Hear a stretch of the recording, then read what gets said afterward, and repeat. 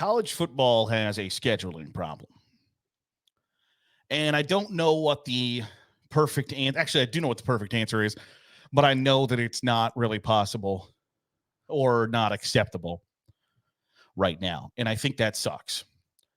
If you are anything like me, and God, I hope you're not. If you're anything like me, my wife is a planner. She wants to know what we're doing as far in advance as she possibly can. I'm sure there's some anxiety thing in there that I don't know about / deal with that she does. But in our almost decade of marriage, I've gotten used to becoming a planner. In my nature, down to my core, I am not a planner. I'm a free-flowing, last-minute, spontaneous, let's go on an adventure type dude. But being married to somebody who is, like, case in point, we're going to go to some event. I don't even remember what it was at this point. Some event on like Saturday, back before we got married. And on Wednesday, she wanted to cancel our plans for that event because we didn't know where we were going to park. So that's the level of planning that I'm used to in my life, that I need to know as far in advance what I'm doing, when I'm doing. I'm a busy guy. I want to have things set in stone. I want to know what college football games I can / want to go to in 2024. And I can't do that. I can look at the Major League Baseball schedule until October and know exactly what time that game's going to start. I can plan flights. I can plan travel, transportation, hotels, meals, etc. NASCAR, IndyCar. When the NFL schedule comes out, for the most part, you can book what you want to book, when you're going to book, what you need to book, whenever you want. In college football, that is not the case. For instance, there are a couple of games on my bucket list I want to go to. I want to go to Army-Navy. I want to go to an Army home game. Dan Patrick of the Dan Patrick Show talks often during the college football season that if you have never been to Army West Point for a game, you need to go. That it's a beautiful setting, the pageantry. And so I thought, you know what, yeah, that would be cool. I want to go to a game at Army. So if I want to go to a game at Army, right now, on February 22nd, and believe me when I tell you that I am probably not a typical college football consumer, right? Like I'm not the person who college football is definitively targeting. And I don't know how many people are making college football plans in February. I get that.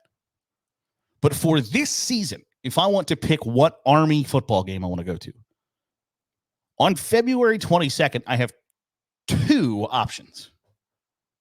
2 that I know for certain they're going to play Lehigh at home on Friday, August 30th, and they're going to play Air Force on Saturday, November 2nd.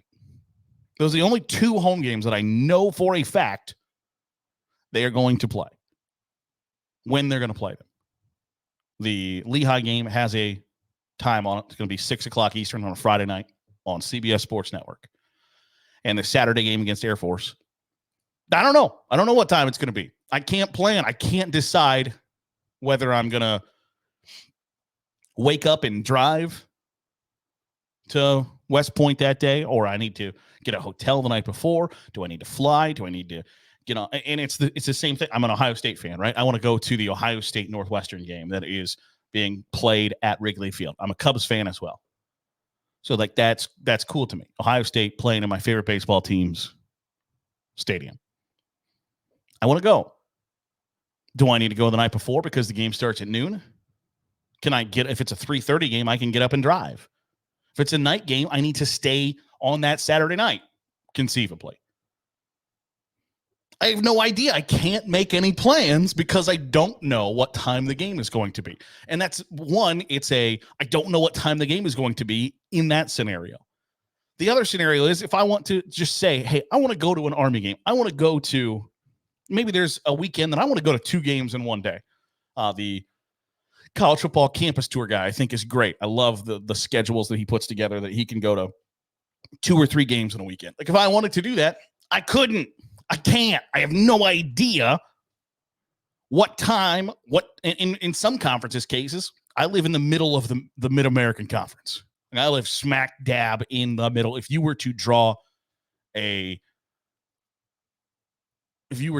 like put the geographic midpoint of the Mid-American Conference, I live pretty damn close to the geographic center. So if I decided, you know what, on some Saturday, I want to go to Miami versus Toledo, I couldn't, because I don't know what day that game is happening. So I can't make any plans to go to that game. If I decided I wanted to go to Bowling Green versus Eastern Michigan, I can't. I don't know when it's going to happen. And it's February. These games are supposed to happen in September, in October. And I realize that maybe not everybody plans ahead like I do. But when your weekends start to fill up, and when you are trying to prioritize, like, hey, here are the things that I want to enjoy. Here are the things that I want to do this year. If I want to say, I'm going to sit down and I want to go to this game or that game, or I want to experience a game at this stadium, that stadium, see what it's like, the tailgate, the town, etc. I don't have that ability with college football until generally about 12 days before that happens. And I don't know about you, but at work, I need more than 12 days notice if I'm going to take some time off, or if I'm not going to be there on Friday because I need to leave to get to whatever game I want to go to on that Saturday. I might not be on Monday because I'm going to take forever to come back from Eugene, Oregon or whatever. I don't have that luxury of just dropping whatever I'm doing. Now, again, this is all because of TV contracts, and I get it. Like Fox and ESPN and NBC and CBS are spending out the wazoo for these games, and so damn it, they want the best ones on their networks. I understand it. But at the same time, shouldn't you have a little bit of autonomy to say, every once in a while, like, hey, whether it's the Big Ten, SEC, whatever, if LSU was playing Alabama at home and LSU says, damn it, I want that game to start at 7:00, shouldn't they be able to do that once a year? Shouldn't Notre Dame does have that, but shouldn't Michigan be able to say, we're playing Washington or we're playing Texas at home, damn it, I want that game in prime time at night? And ideally, I would love a situation where basically the teams were to sit down and say, if somebody in the Big Ten said, I'm going to play all of my home games at noon, or I'm going to play all my home games at 8:00, I'm going to play all my home games at 3:30, that's fine.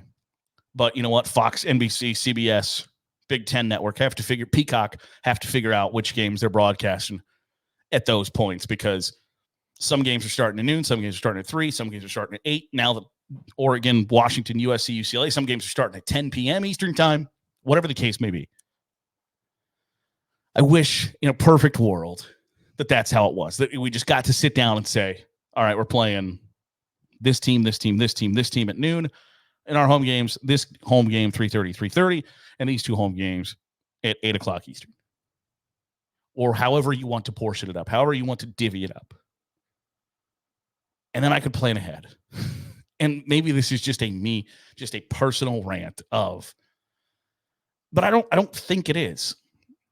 I think people make plans in advance, and when your plans include being limited to deciding on if you're going to go to a game 12 days in advance or not, I don't think you can then question, like, well, why is college football attendance down? Because the experience is quasi-miserable, whether you're paying for parking to park a mile away to hoof it to the stadium where you pay $25 to park. The weather's not great. You got to hoof your fat ass up to C deck. And this is just a specifically Ohio State thing now. You got to hoof your fat ass up to C deck. I went to a game with one of my friend's wives, was a college All-American in 2 sports. And by the time we got to our seats, she was like, oh my God, my legs feel like jelly. She's a college All-American in 2 sports. And she's like, oh my gosh, this was a hike. Like, yeah, imagine being a fat, miserable bastard It's not a great experience. You're crammed in like batteries. It's either hot or cold and raining. $9 for a hot dog and $14 for a beer, or I can sit at home and listen to Gus Johnson and Joel Klatt in my recliner on my 75-inch 4K TV. It's really a simple discussion. So college football has schedule problems. College football has, I think, in some aspects, an experience problem. And then wonders why. God, I don't understand why people come out to the games. Really? You don't say. You can't figure it out.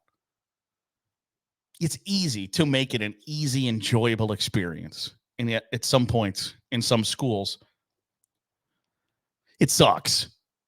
And I don't get it. And it's like, it's basically just hubris. It is like, what else are you going to do?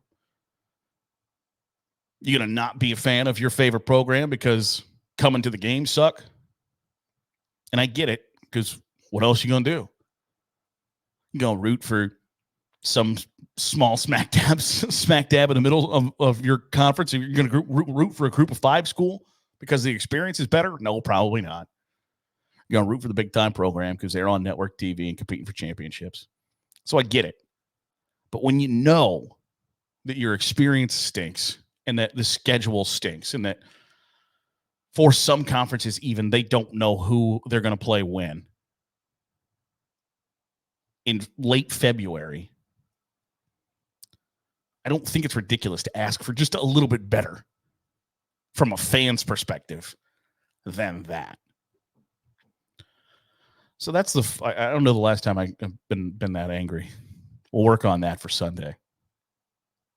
Appreciate you making us a part of your day, however it is, wherever it is you're doing so. If you're watching on YouTube, hit the subscribe button. Make sure you're getting all the great college football content we're pumping out here on Saturday Glory. If you are listening on the podcast feed, drop a 5-star review.